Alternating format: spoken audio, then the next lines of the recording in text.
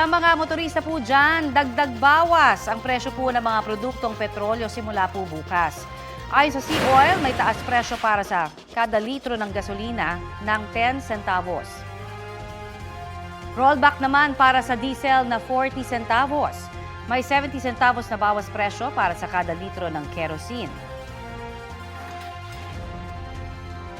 Hinihintay pa ang anunsyo ng iba pang kumpanya.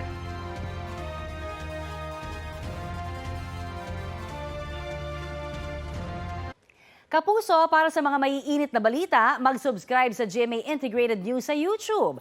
Sa mga kapuso naman abroad, subaybayan nyo kami sa GMA Pinoy TV at sa www.gmanews.tv.